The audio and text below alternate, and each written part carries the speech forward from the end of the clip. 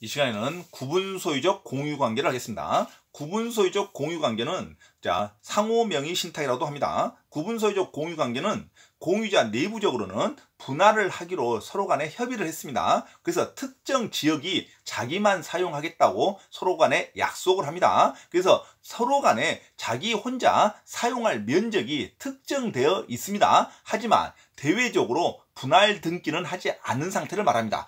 분할 등기는 하지 않았으니까 등기를 띄워보면 등기를 열람하면 여전히 공유관계로 등기는 나옵니다. 하지만 공유자 내부적으로는 자기들끼리는 이미 확인을 했죠. 공증도 받아서 특정한 지역에서는 자기만 사용하겠다는 합의서가 있습니다. 이것을 구분소유적 공유관계라 그럽니다. 그래서 구분소유, 이미 자기들끼리는 구분해서 소유하고 있지만 여전히 등기상은 공유관계다 해서 구분소유적 공유관계라 그럽니다. 이것을 서로 간에 명의신탁을 해놓은 상태다. 여기는 너가 다 관리해라 하고 상호 간에 명의신탁하는 사이를 상호 명의신탁이라고도 합니다. 구분소유적 공유관계는 여전히 내부적으로는 특정 위치가 배타적으로 각자의 소유로 인정을 하는 거죠. 그래서 그것을 법은 인정을 합니다. 그런 관계를 민법상으로 구분소유적 공유관계라 그럽니다. 구분소유적 공유관계는 토지의 면적을 특정하여, 특정이 중요하죠. 토지의 면적을 특정해서 공유자가 이를 구분하기로 서로 간에 약정이 존재해야만 성립되는 겁니다. 공유자들 사이에 공유물 분할하기로 이미 약정하고 그때부터 각자 소유로 분할된 부분을 특정해서 배타적으로 자기만이 사용하는 것을 구분소유적 공유관계라 그럽니다. 특정해서 점유 및 사용할 경우에 성립하는 겁니다. 공유자 사유의 특정 부분을 배타적인 귀속을 하려는 의사의 합치, 협의가 있어야 되죠. 기본적으로 공유의 특성은 계속 가지고 있습니다. 그래서 등기는 완전히 분할 등기된 상태는 아닙니다. 등기상 분할된 상태가 아니라 내부 구성 요소 간에 분할 합의가 돼 있죠. 그래서 특정 부분은 배타적으로 자신만이 사용 수익할 수 있는 것을 구분소유적 공유관계라 그럽니다. 공유자 간에 분할에 관해 이미 합의가 성립할 때는 두 번 다시 그 합의를 서로 간에 이행하지 않았다 해서 공유물 분할 청구를 해서는 안 됩니다. 공유물 분할 합의가 된 이후에는 공유물 분할 청구에서는 제기할 수 없다로 가야 됩니다. 그래서 재판상 분할 청구는 인정되지 않는다. 그래서 구분소유적 공유관계가 성립된 이후에는 공유물 분할 청구가 안 됩니다. 구분소유적 공유관계 하다가 그 합의서대로 분할 등기가 바로 이루어지면 되는 것이지 별도로 청구소를 제기할 수는 없습니다. 아주 중요한 문제죠. 상호 명의신탁의 경우 공유물 분할 청구의 소를 제기하여 구분소유적 공유관계를 해소할 수 없다고 해야 됩니다. 그래서 상호 명의신탁이 구분소유적 공유관계죠. 구분소유적 공유관계, 상호 명의신탁이 성립이 된 이후에는 별도로 공유물 분할 청구의 소를 제기해서 구분소유적 공유관계를 해소할 수는 없습니다. 어떻게 해소한다? 상호 협의로 해서 해소하든 아니면 등기를 가면 등기로 분할 등기를 하든 이런 걸로 해야지 별도로 소송으로 청구 소송으로 구분소유적 공유관계를 해소할 수 없다로 가야 됩니다. 상호 명의 신탁임을 특별히 고지하지 않으면 제3자의 특별 승계에는 일반적인 공유관계로 승계합니다. 그래서 상호 명의 신탁임을 지분 매수자에게 말하지 않으면, 고지하지 않으면 상호 명의 신탁 구분소유적 공유관계는 내부자에게만 효력이 있는 것이죠. 그래서 고지해야 그 특별 승계인데도 효력이 인정하는 것이지 그 사항을 고지하지 않았을 때는 제 특별 승계 매수자는 모르는 것이죠. 그래서 고지하지 않으면 제3자의 특별 승계는 일반적인 공유관계 지분을 매수한 것으로 갑니다. 상호 명의신탁 구분소유적 공유관계라 그럽니다. 공유물 분할을 할 때는요. 자, 협의 분할이 원칙입니다. 그래서 협의 분할을 하고 협의 분할이 받아들이지 않았을 때는 재판상 분할을 청구하는 것이죠. 그래서 담보 책임은 모든 공유자 각자의 지분의 비율대로 매도인과 동일한 담보 책임이 있습니다. 자, 공유물 분할 금지 약정도 할 수가 있습니다. 자, 5년의 기간으로 분할하지 않을 것을 약정할 수 있습니다. 자, 5년마다 재약정이 가능하지 공유물 분할 금지 약정은 5년을 넘을 수 없습니다. 자, 환매특약에서도 부동산은 5년 이내, 동산은 3년 이내 환매특약 등기를 하는 것이죠. 자, 환매특약도 기준이 5년입니다. 자, 공유물 분할 금지도 기준이 몇 년이다? 5년 이내에 가능합니다. 자, 공유물 분할 청구를 했을 때는 공유자는 단독으로 공유물 분할 청구를 할 수 있습니다. 자, 공유물 분할 청구권은 소멸시효에 걸리지 않습니다. 언제든지 공유자의 지분권자는 분할 청구가 가능합니다. 공유물 분할 협의가 안 됐을 때를 전제로, 구분소유적 공유관계가 되지 않았을 때를 전제로, 자, 언제든지 분할 청구를 할 수가 있습니다. 자, 공유물 분할 청구권은 소멸시효가 걸리지 않는다. 공유물 분할은 공유자 전원의 합의로서, 자, 공유물 분할을 정해야 됩니다. 그래서 공유물 분할은 과반수의 합의로 공유물 분할이 될 수가 없죠. 공유물 분할이 되려면 전원의 합의로 성립해야 됩니다. 자, 공유자 전원이 분할 절차에 참가하지 않은 공유물 분할은 무효가 됩니다. 그래서 전원의 합의서가 들어와야겠죠.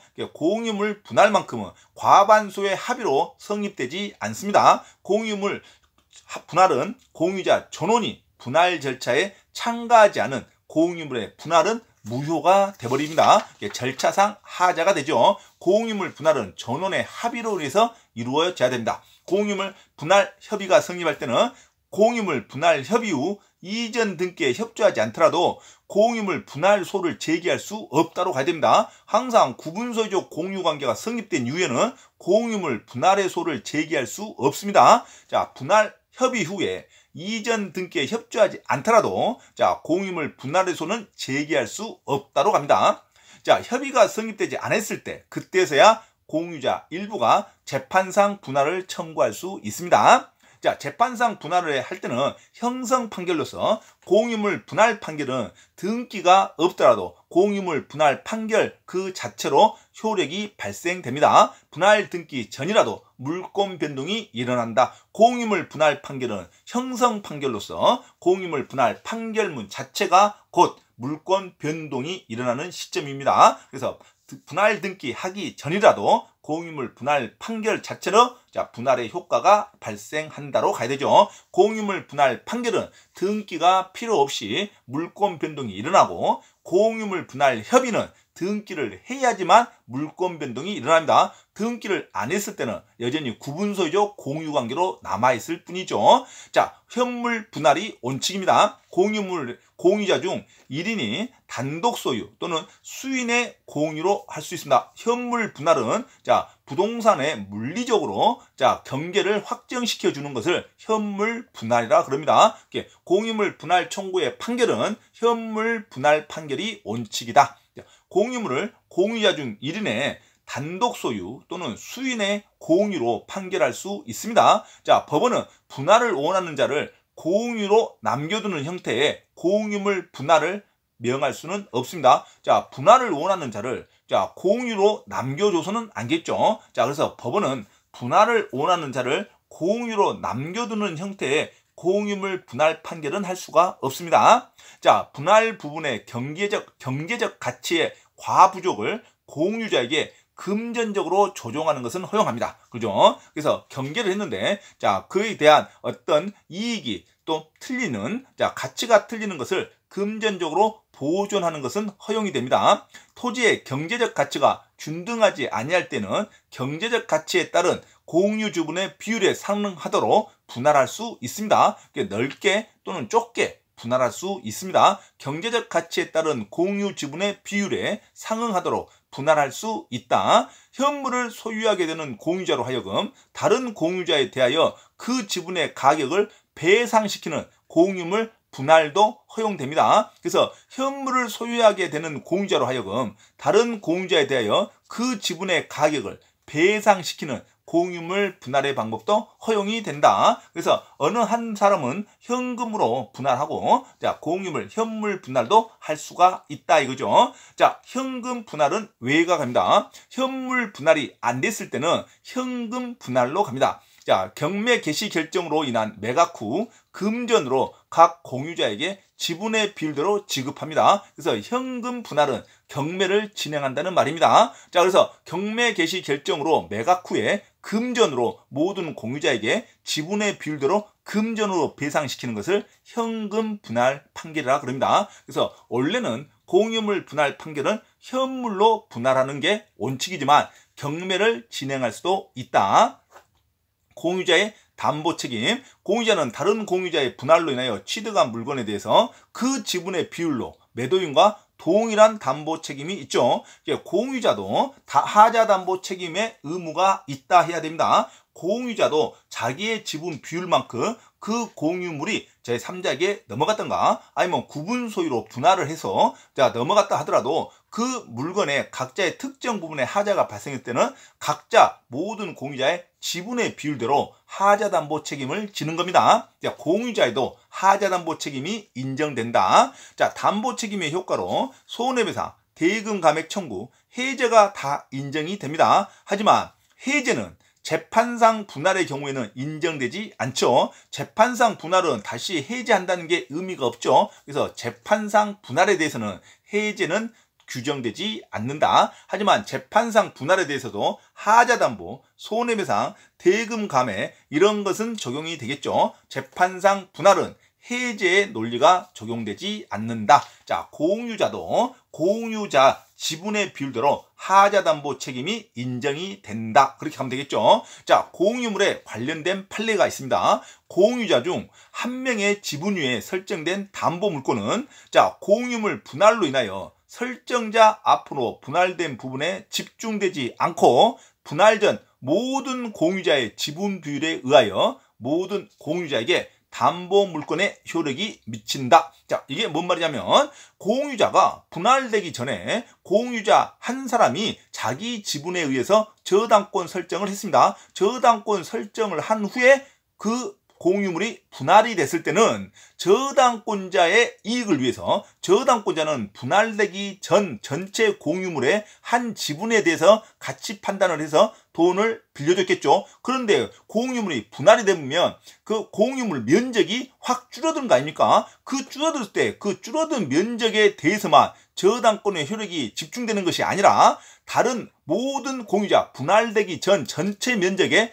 다른 공유자의 지분의 비율대로 모든 공유자에게 담보권의 효력이 전체 면적으로 그대로 미친다는 말입니다. 다시 한번 정리하면 공유자가 그 지분 위에 공유자 중 한 명이 그 지분 위에 저당권이 설정된 후 담보물권이 제기된 후 분할됐을 때 담보권 설정 후 분할됐을 때 분할되기 전에 저당권자의 효력은 분할된 후에 그 분할된 부분에 집중되지 않고 분할되기 전 전체 면적에 대한 다른 공유자의 지분 비율대로 담보권의 효력이 그대로 미친다로 가야 됩니다. 그래서 한 사람의 1인의 지분 위에 설정된 담보물권은 그 후에 공유물이 분할됐다는 문제가 나오면 반드시 그 분할된 부분으로 저당권의 효력이 미치는 것이 아니라 분할되기 전에 전체 면적에 대한 공유자의 지분 비율대로 모든 공유자에게 저당권의 효력이 미친다로 가야 됩니다. 아주 중요한 판례죠. 다시 한번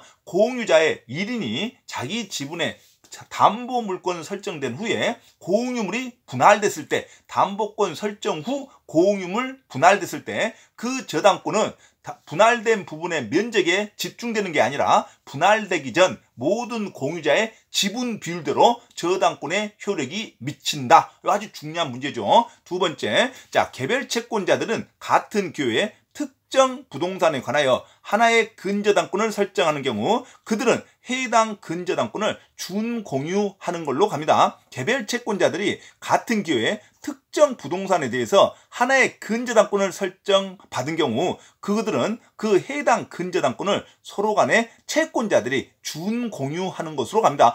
채권자들도 준공유할 수가 있다 이거죠. 자, 채권자들이 같은 기회에 채권을 특정 부동산에 하나의 근저당권을 설정받은 경우 그 각자의 채권자들도 그 빌려줬던 채권 금액에 대해서 준공유 형식으로 채권을 행사할 수 있다 그러죠. 하지만 반드시 등기는 채권액은 통으로 하나의 채권액으로 기재되는 겁니다. 자, 반드시 중요한 저당권의 공유에 관한 판례는 저당권은 공유자 한 명이 설정한 저당권 설정 후에 토지가 분할됐을 때는 그 저당권은 분할된 부분에 집중되는 것이 아니라 다른 공유자, 분할되기 전 모든 공유물에 대한 다른 공유자의 지분의 비율대로 저당권의 효력이 미친다. 이 판례는 가장 중요한 판례죠. 놓쳐서는 안 됩니다. 구분소유적 공유관계 강의를 다시 한번 숙지하시기 바랍니다.